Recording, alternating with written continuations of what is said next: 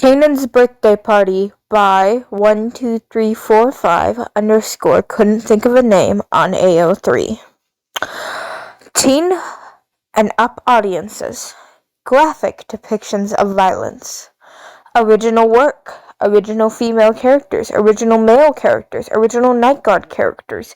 Original animatronic characters. Adopted sibling relationship. Implied / reference suicide. Suicide thoughts. Suicide attempt. Attempted murder. FNAF inspired. Family secrets. Secrets. English. It was published on 2024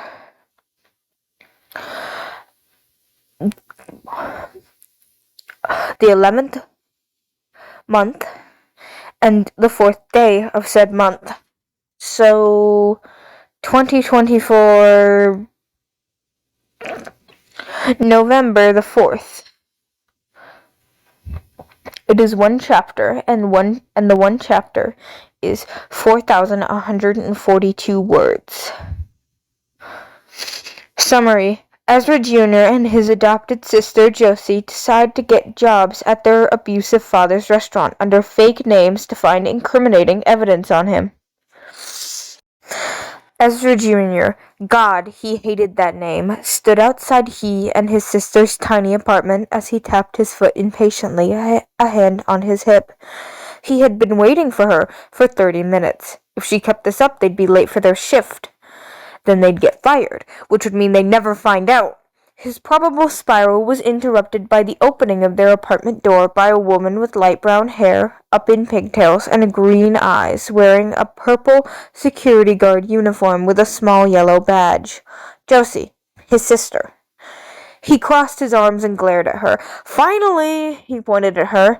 You're going to get us fired. Now come on, he said as he started walking. He heard her footsteps follow him. Okie dokie, she said from behind him. Ezra Jr. looked down at his watch. It was 11:50. He looked at her. We have 10 minutes.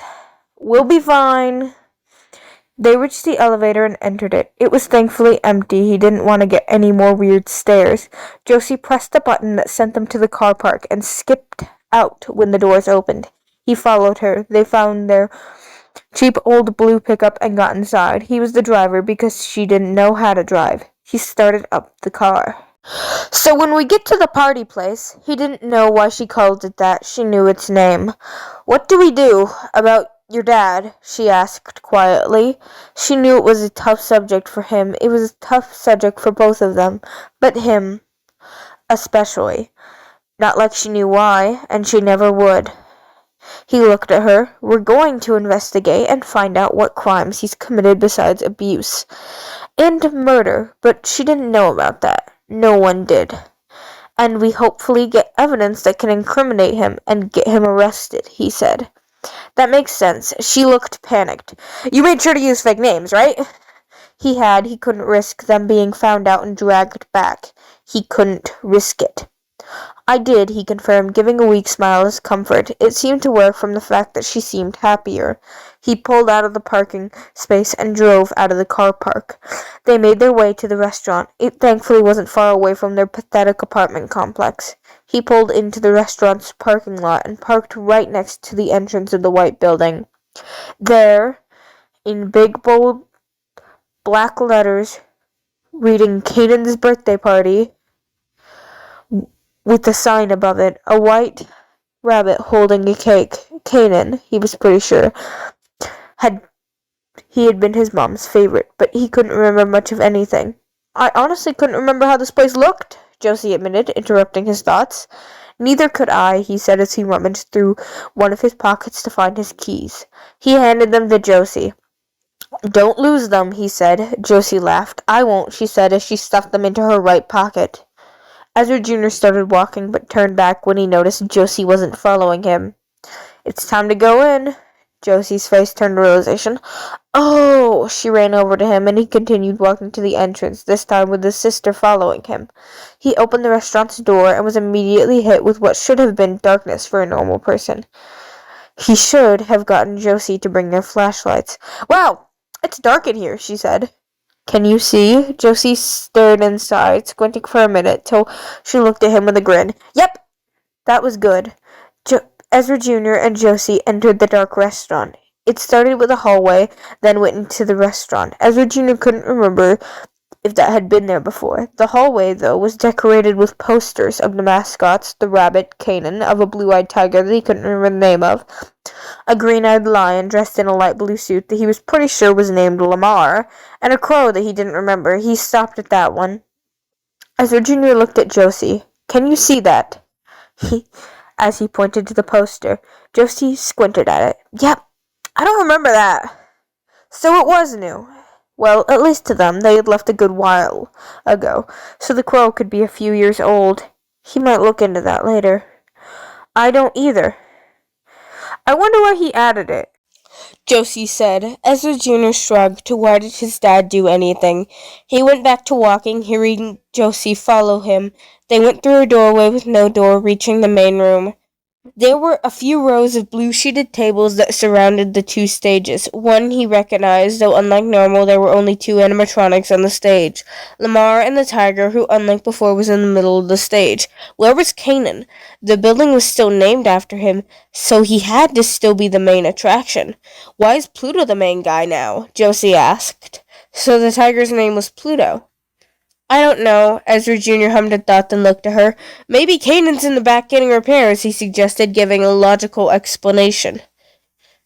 Yeah, that makes sense, she said with a smile. Ezra Jr. looked at the other stage. It had the crow on it, but it didn't just have the crow on it. There were 7 smaller crows also on the stage. Why did those exist? Why does the crow have kids? Josie asked loudly. Ezra Jr. shrugged. It was a real mystery. Josie walked past him and over to the main stage. He blinked 3 times. Why was she doing that? Before he could say anything, she got up on the stage. What are you doing, Josie? He asked, letting a bit of worry slip into his voice. She rolled her eyes and giggled. Come on, brother. Don't worry, I just want to touch Pluto, she said, pointing at the tiger robot. He didn't want her to touch it. For all they knew, it was dangerous. His dad wasn't above making his children's entertainment robots dangerous. But before he could say anything about it, she poked the robot. Nothing happened. Josie's grin grew wider. See? It's fine. The robot turned its head to stare at her with a loud crack. Hello. Ezra Jr. stopped breathing. Josie jumped in surprise and fell off the stage. The thing, Pluto looked at her, then at him. You both are going to be easy prey, it giggled. Pluto suddenly hummed. You know what? I'll give you a 30-second head start. Ezra Jr. ran over to Josie and quickly helped her up. Run, he said, even though he knew he didn't have to. He was going to grab her and run out, but before he could, she ran into the hallway next to the big stage. He should have been more specific. He followed her because he didn't want to lose his sister. He refused to lose his sister. At the end of the hallway was 2 doors, one in front of them and one to his right. Josie swung open the door in front of them and ran into the room, hiding in a pile of boxes. But in the middle of the room was Kanin with a missing eye. They didn't have enough time to leave the room. Maybe he wouldn't move because he was clearly in the room for repairs. Ezra Jr. looked around for a place to hide, but there was none. He needed to get out of there. Here I come! Pluto screamed from the main room. Oh no. If Ezra Jr.'s face had color, it would have drained. He was going to die, and the only thing that would be left was his scattered parts. He continued looking around. There had to be something. He noticed that Kanin had a stomach hatch. He could hide in there. He ran over to the robot and opened the stomach hatch, diving inside and closing it behind him. Inside was a bunch of mechanical parts, cords, and wires, and a few fans. He wondered if he looked like that inside, then threw the thought away. He didn't need to think about that right now. The mechanical parts were uncomfortable, very uncomfortable. The wires and cords were poking at him, and some of the parts looked like they were about to poke him. The fans were blowing hot, uncomfortable air in his face, but it was better than being out there. Heavy mechanical steps entered the room, and Ezra Jr. held his breath. I know you're in here, Pluto said in a sing-song voice. He hoped Josie would be okay. He couldn't live with himself if she wasn't. The footsteps rummaged through the room, and after a minute, a loud thud happened, like a stomp. Why can't I find them? The door was open! Pluto boomed. They just aren't here, the tiger tried to reassure himself. The door being open was a trick. Maybe they aren't so easy prey after all, Pluto chuckled. Oh, I do like a good hunt. The footsteps, Pluto left the room. Despite the fact that Pluto had left the room, Ezra Jr. didn't leave the robot he was hiding in, and he hoped his sister wouldn't either. Pluto might have left the room, but neither of them knew where he was going. He could be going back to the main room and would spot them through the open door. Or he could be going through the other hallway and could turn around and see them. It was better not to take a chance. After a good while, he decided it was safe enough to get out and pushed open the stomach hatch, hopping out. There was nothing there, no Pluto to rip him apart in sight, so he was safe. And Josie was safe. Josie, he said, looking down at the pile of boxes, it's safe, you can come out now. Okay, Josie said loudly, too loudly, as she sprung up out of the box, hair a mess from being underneath them. Be quiet, he paused. Please, he whispered. Josie nodded her head in agreement. Now, he whispered, we should get out of here. I don't see Pluto in the main room. He was interrupted by a voice, Kanin's voice. Ezra Jr. snapped his head towards Kanin, who was powering on and twitching a lot. Welcome to Kanin's birthday party! We hope you enjoy your stay! Today, me and my family are going to perform a show! Had family always been emphasized? That didn't matter now. Josie, we have to get out of here, he said, but before they could continue, Kanin continued speaking. Oh! Kanin tilted his twitchy head. Are you guys the new security guards? He waved at them. I'm Kanin, but I assume you already know that from the sign. And Kanan's happy tone disappeared. I think you met the others. We've only met Pluto, fortunately. Ezra Jr. didn't understand why she was telling this robot this. Kanan chuckled at what he didn't know. With the way these freaks worked, it could be anything in a sentence. Yes, the others are something. Kanan paused briefly. Well, Pluto's just violent. Crow and Lamar are something. Ezra Jr. didn't trust the robot, but he felt safe enough to complain. Really? Dad couldn't come up with a more original name than Crow? Dad, Kanan asked. Oh crap, he mentally facepalmed. How had he let such vital information slip?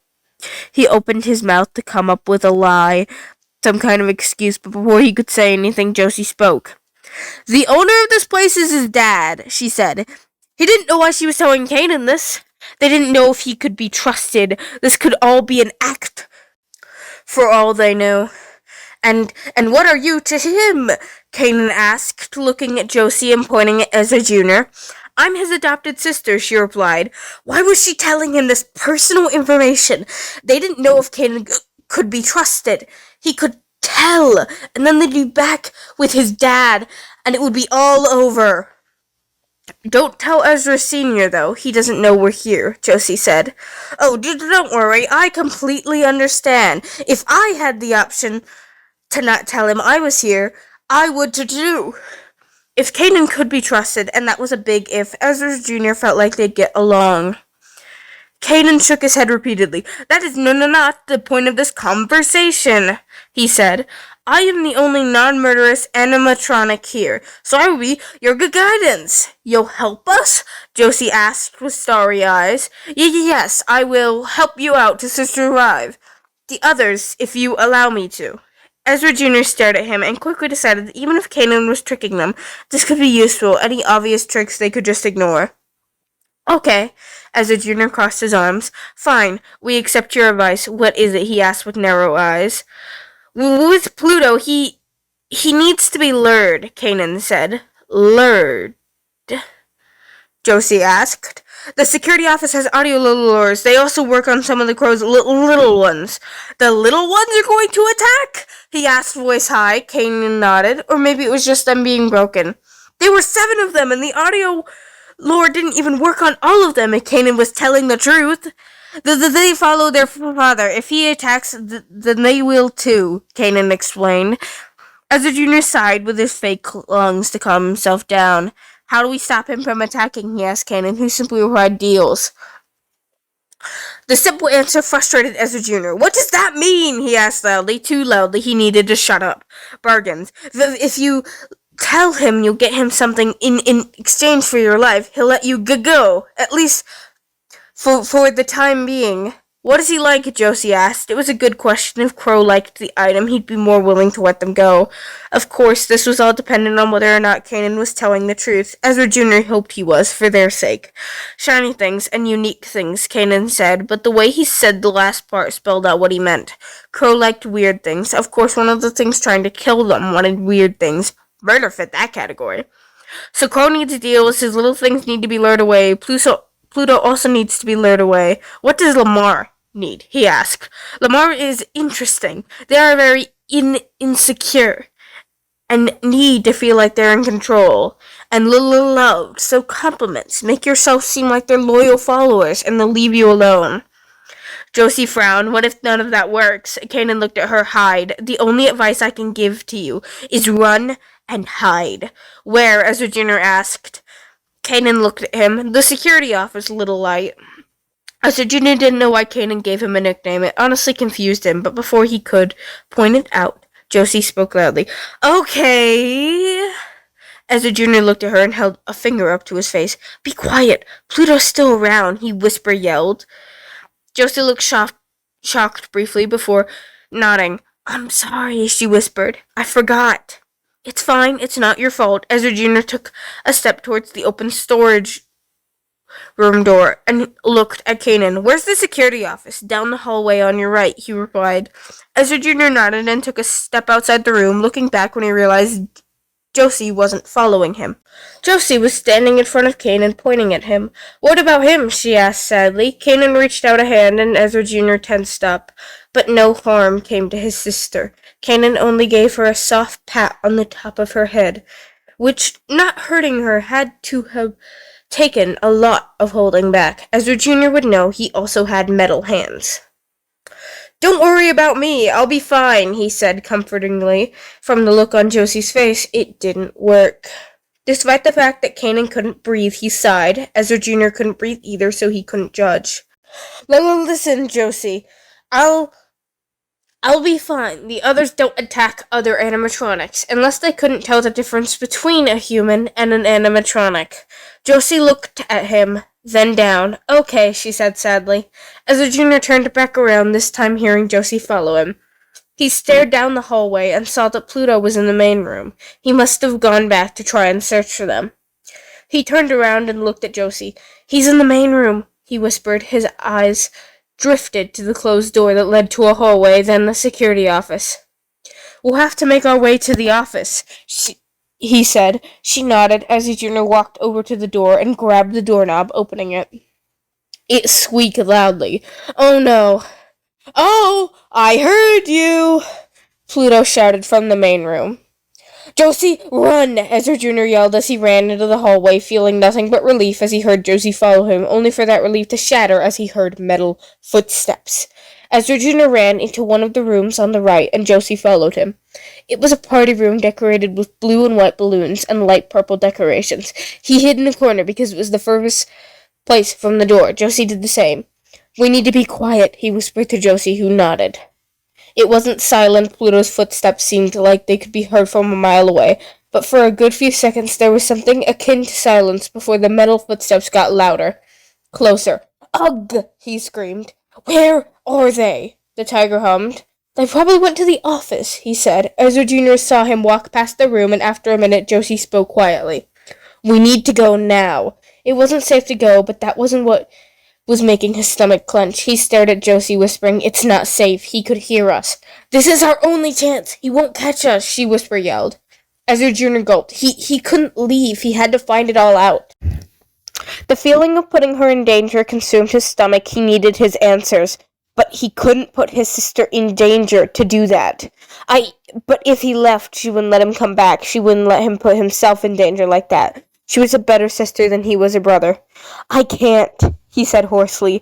I have to find this out, he said, hugging himself. She looked at him with sadness in her eyes. She took in a deep breath. Then we're not leaving. He looked at her confused. What? He hadn't expected that. I want to know the truth, too. Not as much as he did, he knew that. She'd been ready to leave. And you're my brother. What had he done to get such a sweet sister? That he was putting in danger. The feeling in his stomach grew. Okay, he gulped and opened his mouth to say something, only to hear metal footsteps come closer. Pluto stomped. Where did they go? He yelled. They have to have already left, he said. The metal footsteps got quiet, and after a minute, Ezra Jr. spoke. To the security office, he whispered as he got up from the floor, being followed by Josie. He looked outside the room to make sure it was safe to go out, which it was. Ezra Jr. tiptoed out of the party room, followed by Josie. They made their way down the hallway and reached a room. It had 2 doors and 1 window. Ezra Jr. opened one of the doors, and they went inside. There was a couch in the room, in the back. There were a bunch of boxes around and 2 small switches. She walked over to one and pressed it, turning the light on, a very dull light. The other switch was probably the audio lure. Hey, Josie. She turned around and waved at him. Yeah? Can you check the doors while I search around for evidence? He asked. Josie smiled and walked over to one of the doors. Yeah. Ezra Jr. smiled. Thank you. He walked over to an open box and dug around supplies and papers till he found something. A family photo, framed and all. In the photo, there was a pale man with long, curly black hair. His dad, Ezra. He had brown eyes and was wearing a light blue tuxedo with a white bow tie that matched the chest area and end of the sleeves. Next to him was a woman, Ezra Jr.'s mom. His mind supplied from the fragmented memories. He teared up at the sight of her. She had wavy, pale blonde hair, light green eyes that fit with her light blue eyeshadow that matched her long dress. And between her and his dad was a petite black-haired boy with chocolate eyes wearing a dark blue oversized shirt and long pants that were a different shade of blue. He looked like his father, his mind supplied. The traitor it was. Everything matched. He looked like his father. He swallowed nothing and almost grabbed the photo before it hit him that he couldn't. Him and Josie were undercover, fake names, fake histories and all. Taking the photo would anger his dad really badly, and he'd kill them. No, he wouldn't, Ezra Jr. realized. He'd come to try, then he'd realize it was them and drag them back. That was a fate worse than his second death. He sorted out the papers and supplies back to where they were, leaving it looking untouched. Josie, who he had heard going from door to door, stopped. Did you find anything? He knew she was asking it as a general question, not just about him finding evidence. He looked at her, nodding. An old photo of my family, he said quietly. Josie's eyes shot up in surprise. Oh, you should get that, she murmured. Ezra Jr. shook his head sadly. Can't. He'll come looking and find us. Josie's face fell. Oh, she said. I'm sorry. He sighed. It's fine. We at least know he keeps stuff in this place. What do we do now? Josie asked. Ezra Jr. thought about it for a minute. They couldn't leave the office. They'd die if they did. We'll just have to stay here till our shift's over. That's going to be boring. Josie suddenly stopped. What if Pluto gets us on the way out? She asked, which was a good point, a really good point. He thought about it for a minute, glancing at the audio lure switch. We'll just use the audio lure when we're leaving the office, he said. Josie nodded. Ezra Jr. got up from the floor and looked at her. I'll watch the doors now, he told her, pointing at the black couch. Josie smiled and nodded, walking over to it and dropping down on it. Ezra Jr. watched the doors for the next few hours, going from door to door. Nothing was there, which made sense. Pluto had already checked the office. Then it hit 6 a.m. He knew this because an alarm in the security office went off, a very loud one that made him panic and run to each door, but Pluto didn't come. That confused him. The alarm was loud. He had to have heard it. Ezra Jr. looked at Josie. Can you press the audio lure button? And she did. And after a minute, he told her to get off the couch. We should be safe now, he whispered. He was pretty sure they were. They hesitantly left the office and went down the hallway, taking a look into the main area before entering it. Pluto was back on stage, just like how he had been before Josie touched him. They quickly ran past him. He wasn't moving, but he could be soon. Ezra Jr. and Josie made their way to their pickup and got inside. Ezra Jr. drove them back to their apartment.